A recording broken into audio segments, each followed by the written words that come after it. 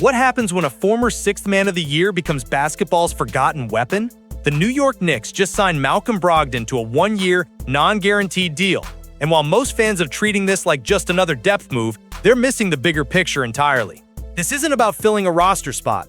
This is about the Knicks making a calculated bet on resurrection, and it might be the smartest move nobody saw coming. Here's what most people have already forgotten about Malcolm Brogdon. He averaged 14.9 points while shooting 44% from three during Boston's Eastern Conference Finals run, then got traded away in the deal that brought the Celtics their championship. Think about that for a second. Boston shipped out their sixth man of the year winner to make room for the pieces that eventually hung banner 18. Brogdon's 2022-23 numbers tell a story that injury reports have buried: 14.9 points, 4.2 rebounds, and 3.7 assists in just 26 minutes per game. Those aren't depth player statistics. Those are impact numbers compressed into a bench role, and now the Knicks are betting they can unlock that same production when it matters most. But there's a darker layer to this story that makes New York's gamble even more intriguing. Everyone keeps talking about Brogdon's injury history like it's career-ending. Last season with Washington, he managed just 24 games and shot 29% from three, numbers that would normally send scouts running in the opposite direction. But here's where the conventional wisdom falls apart.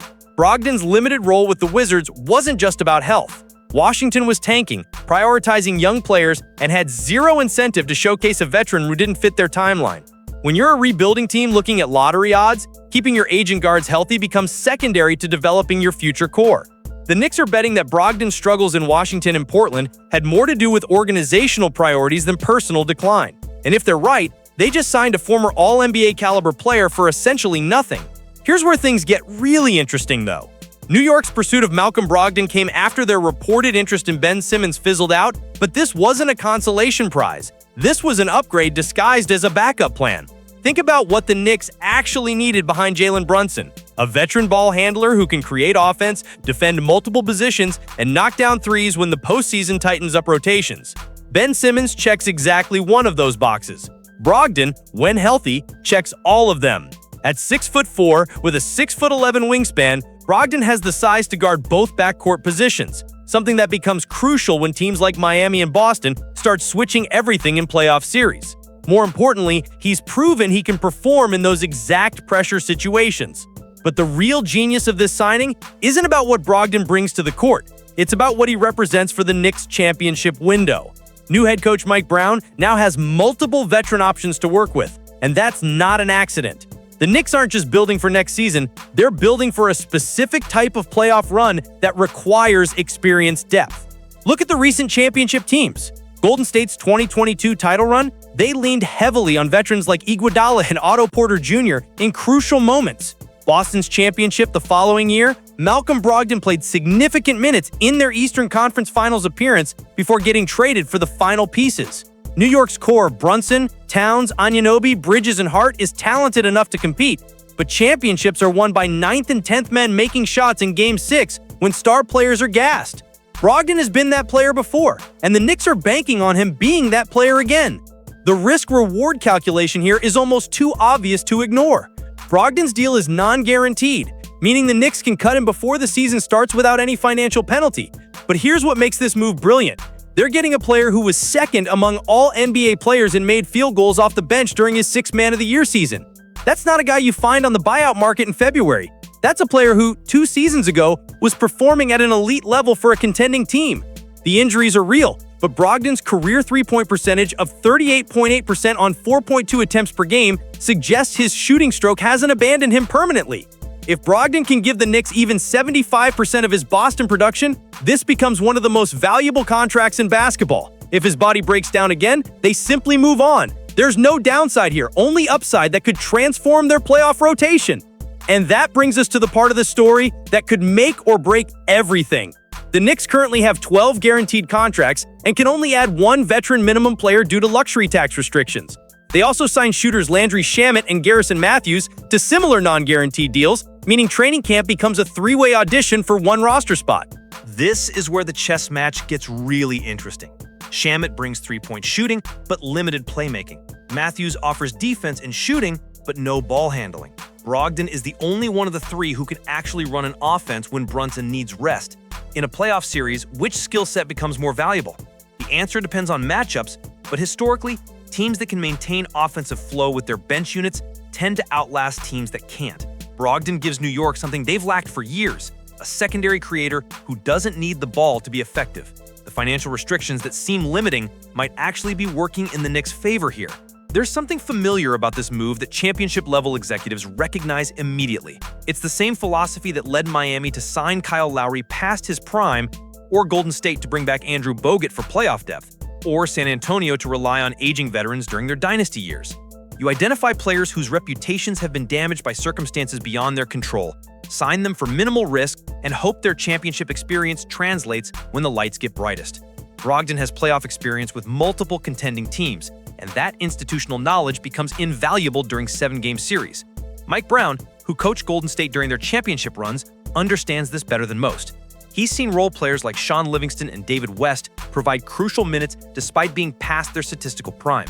Brogdon fits that exact mold, a former starter who can impact winning in ways that don't always show up in box scores. The question isn't whether Brogdon can be effective. It's whether the Knicks are smart enough to put him in positions to succeed. Here's the angle nobody's discussing. This signing might be more about preserving Jalen Brunson than adding Malcolm Brogdon. Brunson carried an enormous load during the Knicks' playoff runs, and that type of usage becomes unsustainable over a full championship chase. Look at what happened to Jimmy Butler in Miami's finals run. He was gassed by Game 5 because the Heat lacked secondary creators who could maintain offensive efficiency. The Knicks watched Brunson deal with similar issues, especially when games got physical and referees let teams play more aggressively. Brogdon's presence allows New York to manage Brunson's minutes more strategically, keeping their best player fresh for crucial fourth-quarter situations. As someone who can operate in pick-and-roll situations and act as a high-IQ playmaker, Brogdon extends the Knicks' ability to run coherent offense even when their star sits. This isn't just about depth, it's about championship-level rotation management that few teams can afford to ignore. The brutal truth about the Knicks' situation is that their championship window might be shorter than fans want to admit. Towns and Anunoby aren't getting younger.